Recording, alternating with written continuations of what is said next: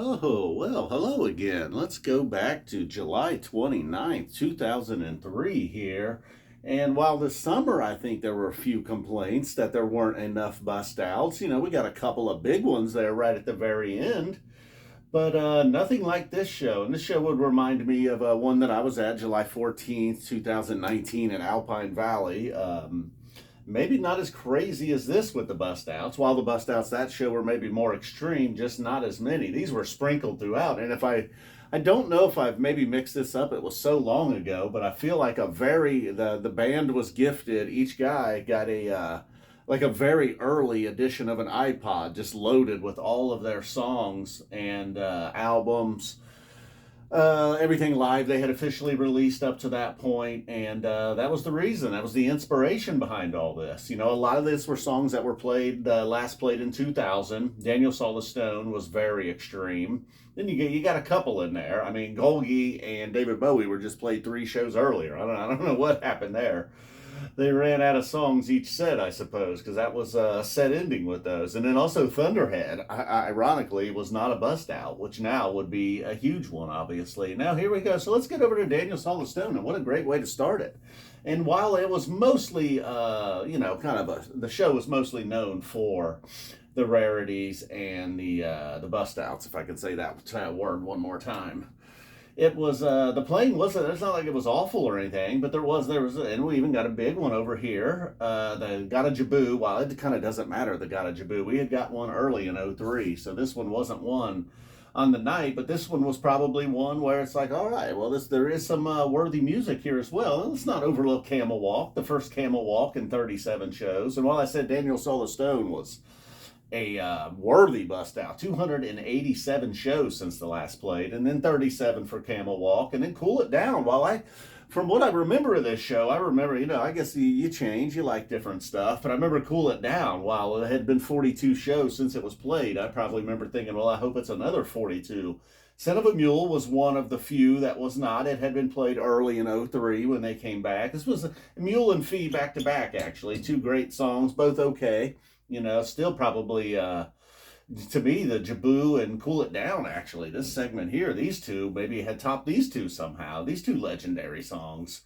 Nice to hear, of course. And then the Timber kind of had like Timber should be played. Kind of had like a dark sound to it. A bit heavy. Doesn't go on too long. And what do you know? It doesn't really matter the era.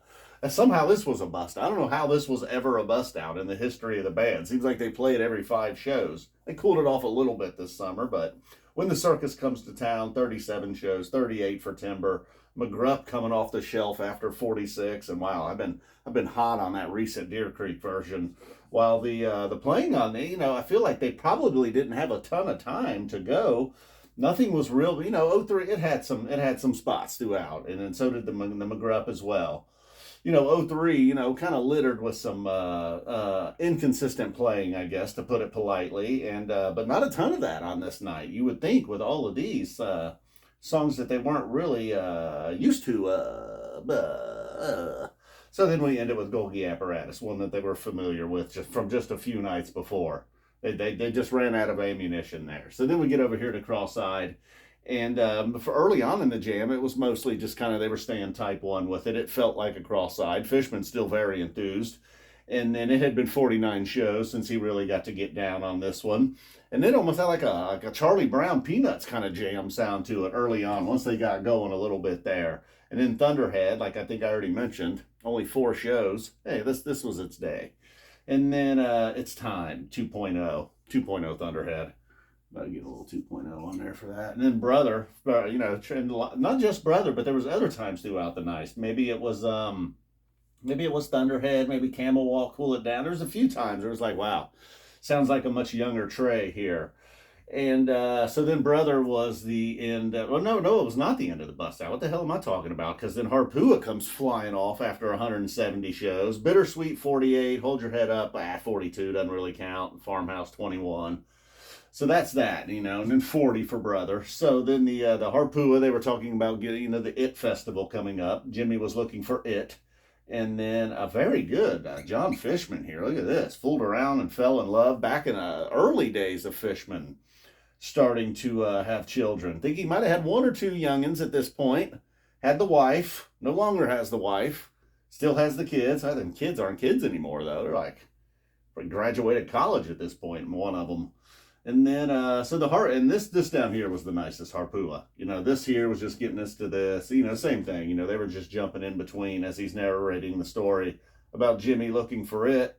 And then finally, we end it with David Bowie, a long, nice, quiet, cool intro into a David Bowie. And while there were some dud Bowies in 2.0, this one not the worst. And then Farmhouse, that was probably not the best way to put it. It wasn't an all-time Bowie, all right? That intro was cool and fun. And then, you know, it wasn't bad. And then Farmhouse ending the thing. But nobody, you know, it had been 21 shows. That feels, light bust out. A lot of these were played early, not a lot, a few early in 03, a lot of them in 2000. And then Harpua and Daniel Saw the Stone covered in cobwebs. All right.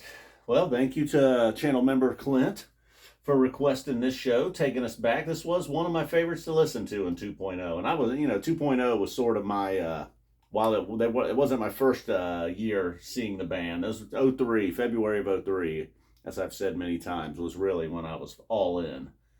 So by the time we got to shows like this, and every show was available at this point, yeah, this was a lot of fun. It was a lot of fun re-listening to as well. I can't, the Cool It Down kind of caught me off guard. Did not expect to like Cool It Down as much as I did.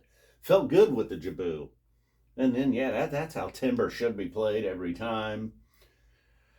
All right, Harpua is always fun. And then, yeah, you know, I know there's been others. This may have been the first where they did something like this. Alpine 19, the only time I've been lucky enough to be there. All right, so thanks everybody, including Clint. And boom, possibly some Gizzard tonight. Put together a playlist, Phish Summer Tour, if you want to check that out. Made that video this morning. We're out of here. It's on the channel. Boom.